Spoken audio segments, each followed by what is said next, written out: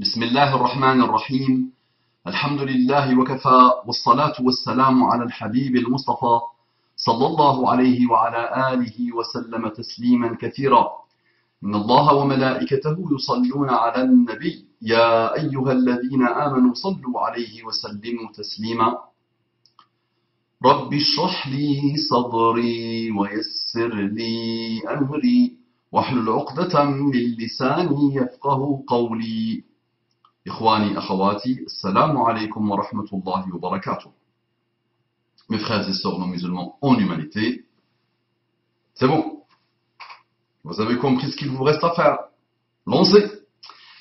Une sœur qui m'avait déjà contacté pour une autre problématique que j'ai déjà traitée dans le dénominateur commun entre Nabila Zahia et Ayam me dit dans le même message, quant au verset et quiconque se détourne de mon rappel mènera certes une vie pleine de gêne. Pourquoi des personnes très pieuses mènent-elles une vie chaotique? Subissent-elles de graves maladies? Et j'en passe.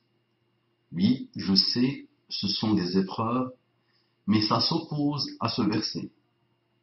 C'est rageant de voir des gens, à des années-lumière de la religion, mener une vie paisible et des pieux en baver. Enfin bref, tu nous prouves une fois de plus que tu es plein de sagesse, qu'Allah te récompense. Oh là là, oh là là, il a dit que je suis plein de sagesse. Oh, tu nous prouves en plus. Je sais ce que tu as voulu dire, non. Je ne prouve rien, je ne montre rien, je ne démontre rien. Faites-moi des doigts, qu'Allah vous bénisse. Et qu'Allah subhanahu wa ta'ala nous accorde la sagesse. D'accord, ma sœur? Donc, pour répondre à ton message, il faut le lire encore une fois. Quant au verset, et quiconque se détourne de mon rappel mènera certes une vie pleine de gêne. Pourquoi des personnes très pieuses mènent-elles une vie chaotique? Subissent-elles de graves maladies? Et j'en passe. Muhammad sallallahu alayhi wa sallam, les grands prophètes, les musulmans, les compagnons, les non-musulmans, depuis Adam jusqu'à la fin des temps, ils auront des épreuves. Donc ça, c'est réglé. C'est une constante d'Allah sur terre. Elle est là. Ok. C'est une constante. Respirer l'oxygène, on ne respire pas autre chose. On a besoin de l'oxygène. D'accord. On boit de l'eau. Si on boit de l'eau de Javel, c'est cuit. Donc, il y a une infinité de constantes d'Allah subhanahu wa ta'ala, et parmi lesquelles l'épreuve. D'accord? Et je continue. Oui, je sais, ce sont des épreuves, mais ça s'oppose à ce verset. Attention. Attention. Ça veut dire indirectement, tu dis que le verset est mensonger. Tu ne le dis pas comme ça, mais tu dis on peut comprendre que le verset est mensonger. Que Allah raconte tout et n'importe quoi. Hacha. Ça, c'est une parole de kufr. On ne peut pas dire que le verset s'oppose. Tu peux dire, j'ai mal compris le verset. J'ai mal compris ma religion. J'ai mal compris quelque chose. Donc les versets ne se contredisent pas entre eux. Les versets ne contredisent pas tout court.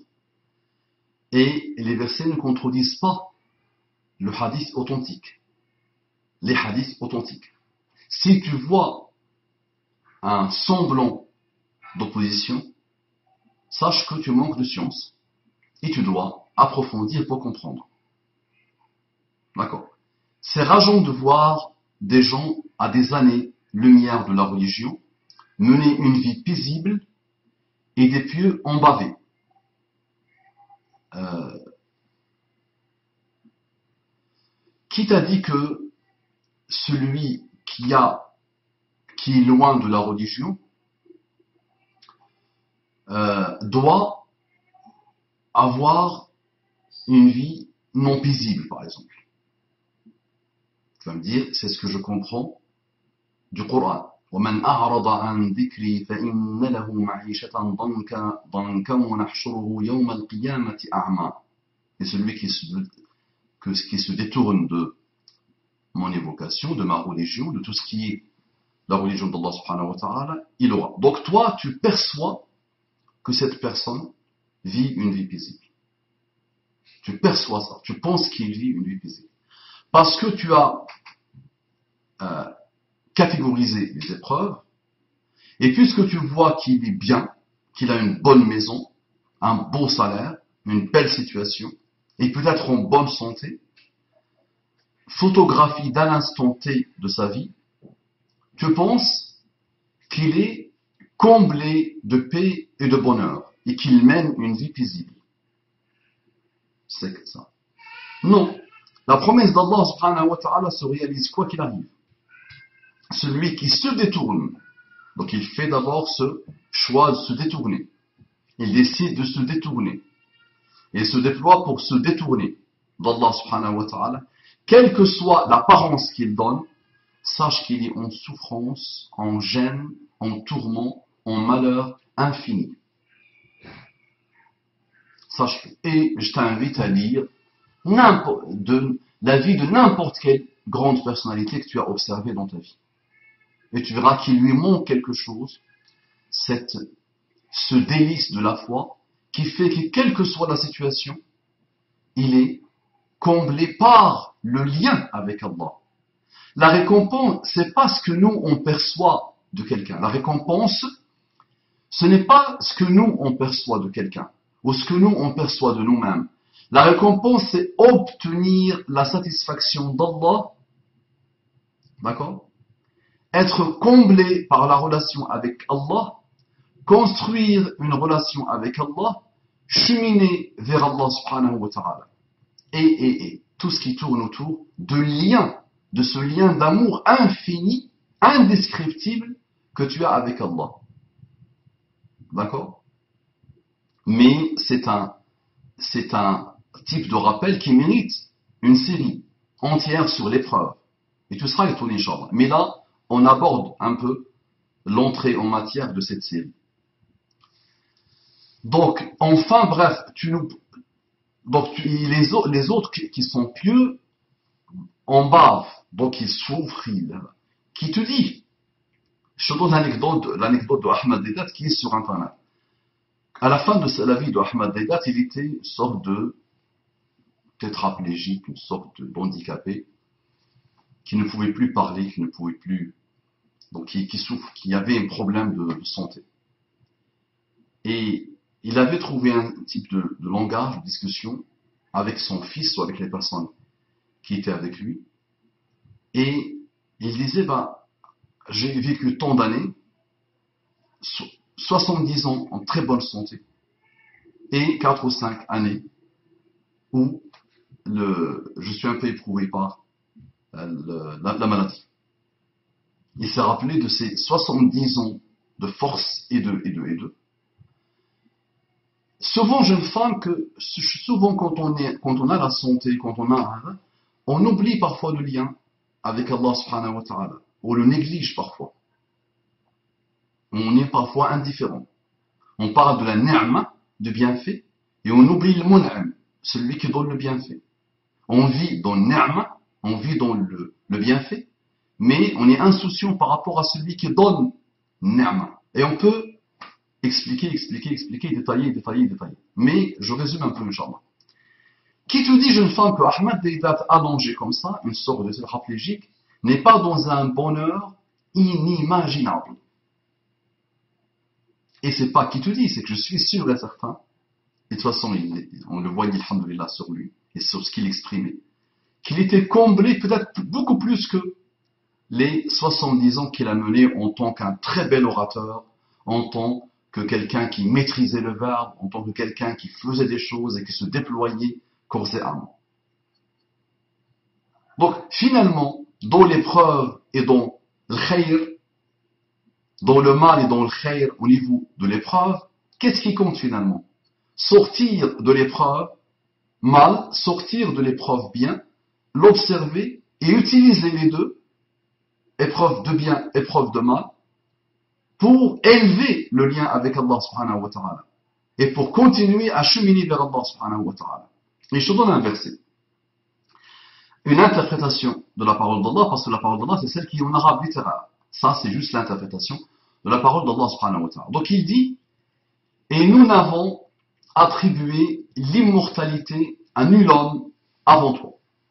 Et nous n'avons attribué l'immortalité à nul homme avant toi. Est-ce que si tu meurs, toi, ils seront eux éternels? J'aurais pu te donner juste le verset, mais j'ai préféré commencer par le verset d'avant. Et nous n'avons attribué l'immortalité à nul homme avant toi. Est-ce que si tu meurs, toi, ils seront eux éternels? Il adresse la parole à son prophète. Toute âme doit goûter la mort. Nous vous éprouverons, et c'est là le verset, et nous vous éprouverons par le mal, normalement, donc je finis l'interprétation du verset, nous vous éprouverons par le mal et par le bien, par le mal et par le bien, à titre de tentation. Et c'est à nous, vous serez ramenés. Donc nous vous éprouverons par le mal. Est-ce qu'il a mis à titre de tentation directement? Non. Nous vous éprouverons par le mal. Donc nous vous éprouverons par le mal et par le bien à titre de tentation. Et c'est à nous, vous serez ramenés. Donc toi tu palpes le mal. Donc tu vas dire le mal c'est j'habite dans 9 mètres carrés avec mes 3 enfants. Donc toi tu vois le mal comme ça. D'accord? Le mal absolu c'est que toi et 3 enfants vous vivez dans 9 mètres carrés. D'accord? Quelqu'un d'autre en Afrique vit avec ses enfants, ils sont 15, ils vivent dans 5 à 9 mètres carrés. Et c'est même pas une chambre. C'est une tente, très froide quand il fait froid, très chaude quand il fait chaud. Ils vivent tous dans une petite tente usée, dans le désert, avec peu de moyens. Et quand on lui pose la question sur le malheur dans lequel il vit, il regarde la personne et il dit « Je ne connais pas sur terre quelqu'un de plus comblé par le bonheur que moi. » Alors qu'il vit avec ses 15 enfants, 12 enfants, 13 enfants, avec son épouse, tous dans 5 à 9 mètres carrés, une petite tente très usée. Et quand il fait froid, il meurt de froid, et quand il fait chaud, il meurt de chaud.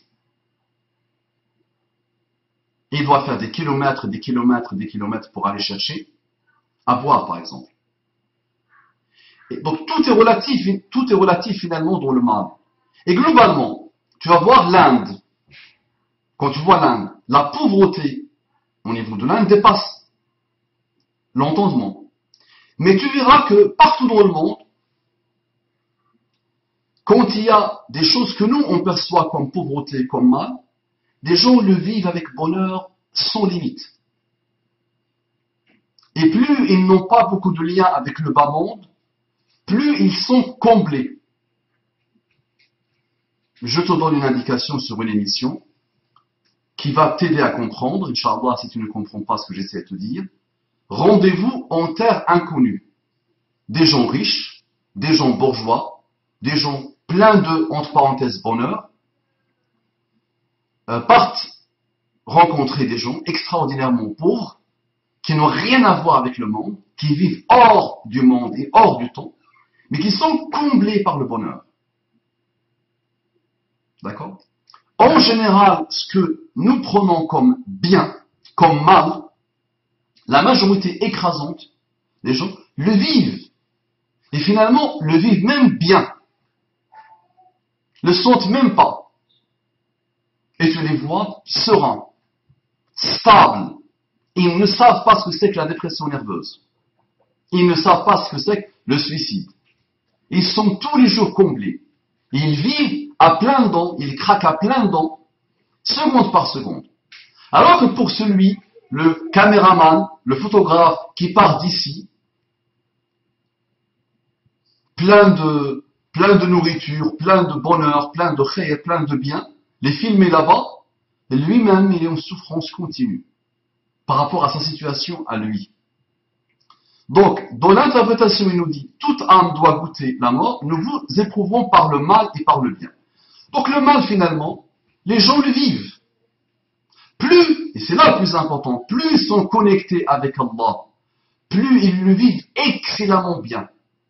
Et plus ils l'utilisent pour cheminer vers Allah subhanahu wa ta'ala. Plus ils remercient Allah subhanahu wa ta'ala parce qu'ils voient, eux, ce que toi tu ne vois pas, qu'ils sont comblés par le bonheur, alors que toi tu vois qu'ils sont détruits par le malheur. Maintenant, pourquoi il nous dit par le bien, comme épreuve? Le bien est une épreuve.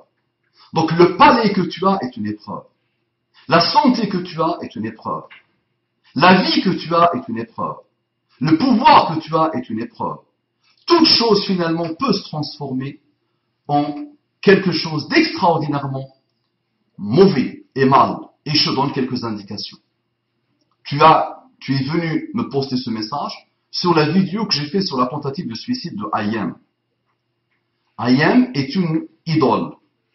Ayem est une référence absolue pour la jeunesse, pour une partie de la jeunesse. Ayem, il y a des gens qui, quand ils la voient, ils hurlent. Ils hurlent.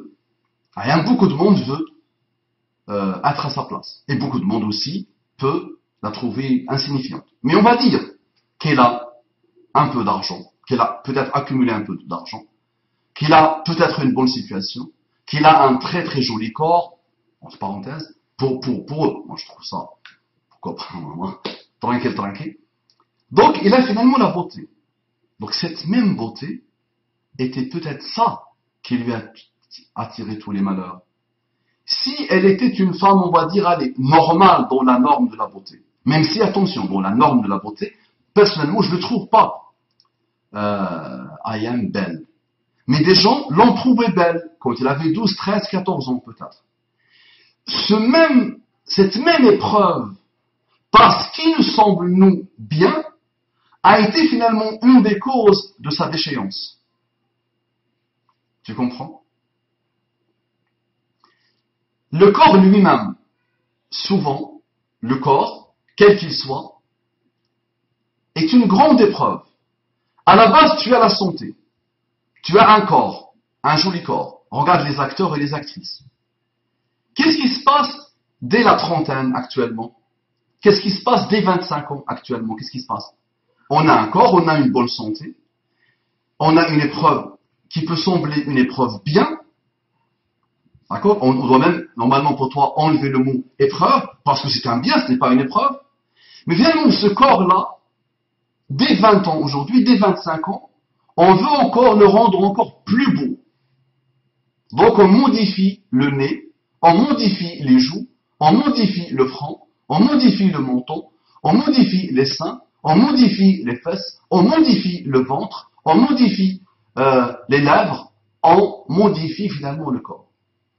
Et ce corps-là qui est à la base en excellente santé, qui est unique, il n'y a rien qui peut lui ressembler, unique, et qui est beau par définition, parce que c'est Allah qui l'a créé, devient la pire des épreuves, alors qu'à la base, c'était un bien.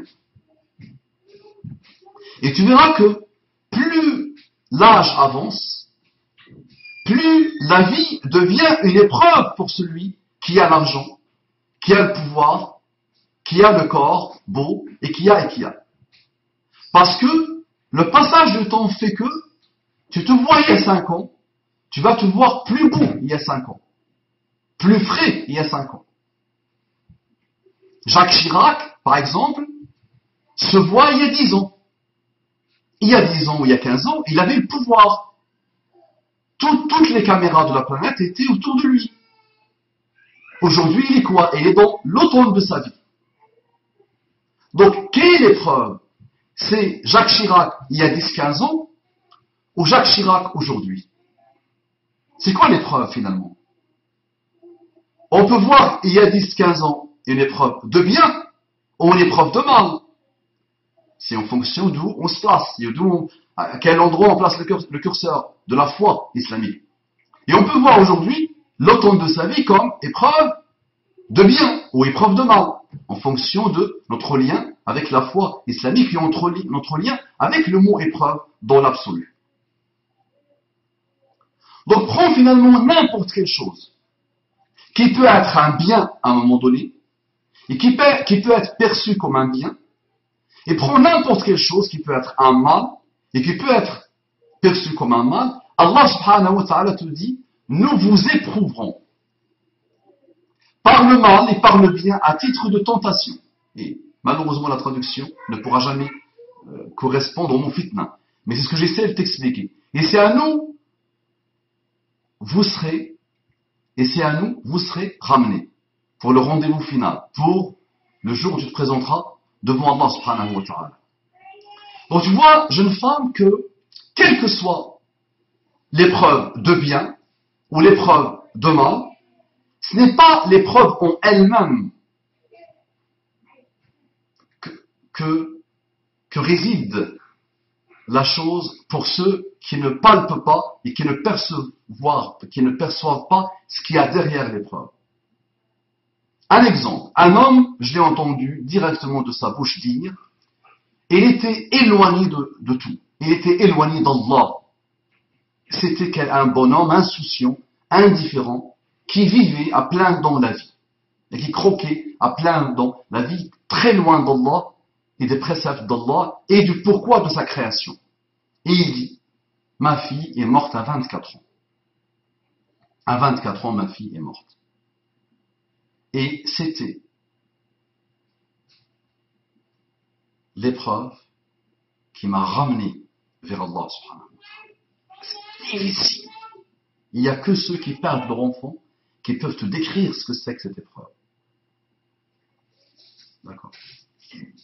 Longue, difficile, intenable. Et finalement, c'était ça qui l'a ramené vers Allah subhanahu wa ta'ala. L'autre qui était dépendant de la pornographie.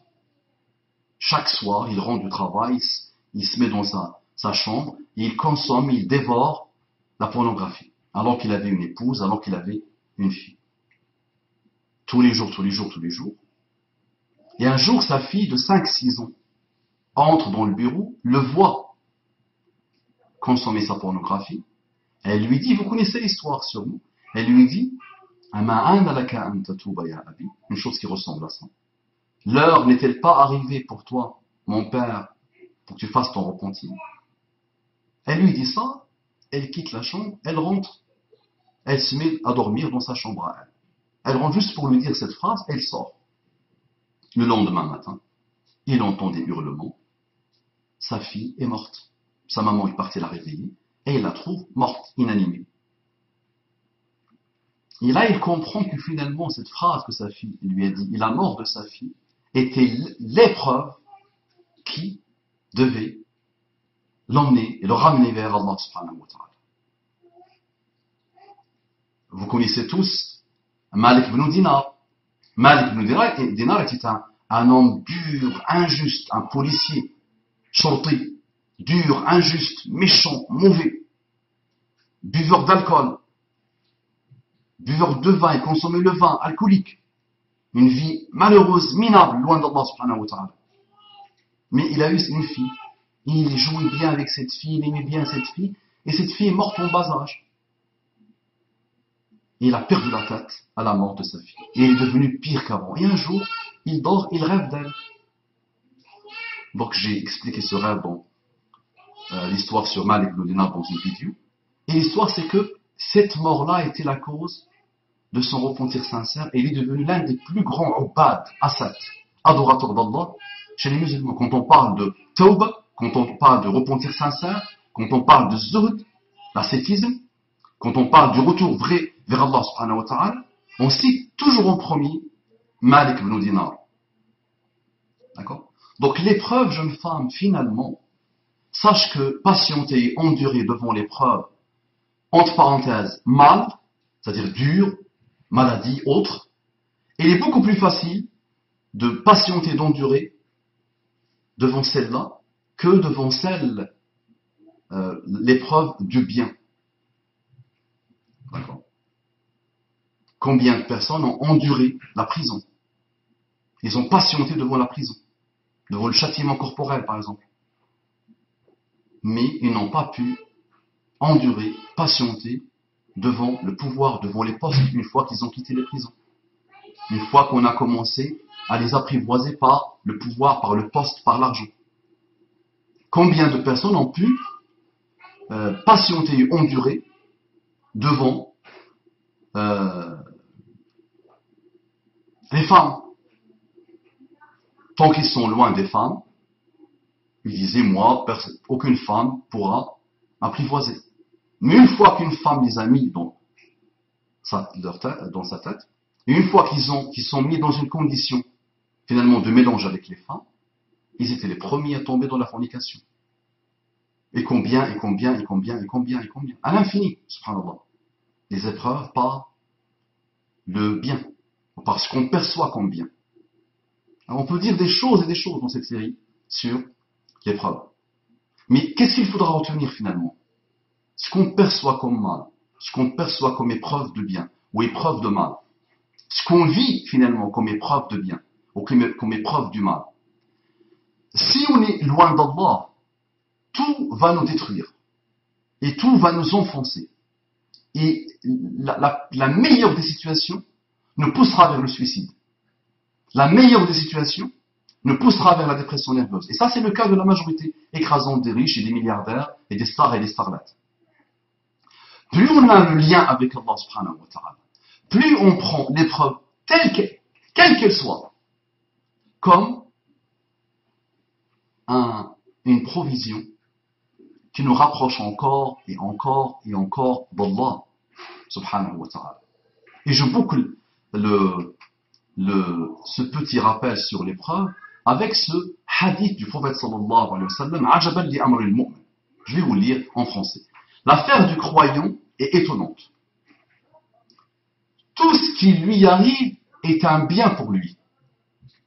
S'il lui arrive une chose qui le réjouit et qu'il remercie, c'est un bien pour lui.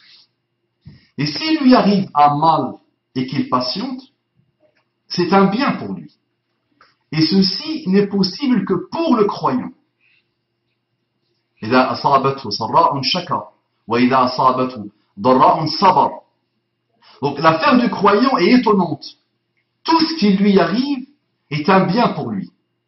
S'il lui arrive une chose qui le réjouit et qu'il remercie, c'est un bien pour lui. Et s'il lui arrive un mal et qu'il patiente, c'est un bien pour lui. Et ceci n'est possible que pour le croyant.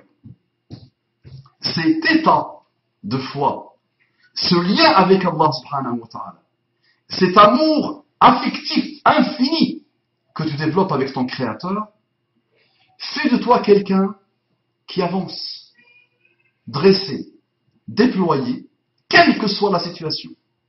Mais il est toujours en bonheur ultime parce que finalement il est hors du temps, il est hors de l'épreuve.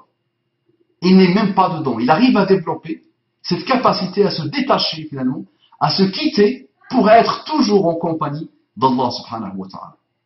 Et c'est là où tu comprends vraiment ce qui s'est passé pour Bilal et pour beaucoup de compagnons, de prophètes, d'hommes d'honneur tout au long de l'histoire. Mais on prend l'un des exemples, Bilal.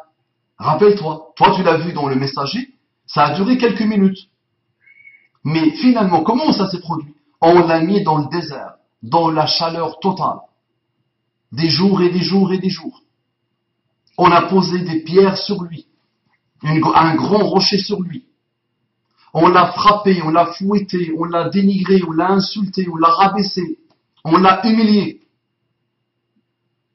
Pour qu'il dise une seule fois, Hubal, Hubal. Faut qu'il adresse des paroles qui reconnaissent Hubal comme divinité. Et toi, tu l'as vu en quelques minutes, lui, il l'a subi vraiment sur une durée. Et imagine, juste quelques minutes de souffrance comme ça peut être équivalent de la durée du bas monde. D'accord? Mais lui, ça a duré pour lui des jours et des jours. Et on le suppliait, donc celui qui le fouettait et qui lui faisait subir les châtiments corporels, lui-même le suppliait, c'est lui-même qu'il a été éprouvé par Bilal. Il souffrait, il le suppliait. Il se lamentait presque devant lui, juste pour qu'il dise une seule fois Hubal, Hubal. Parce qu'il avait peur d'être ridiculisé. Parce qu'il avait pensé que dès le premier coup de fouet, Bilal allait dire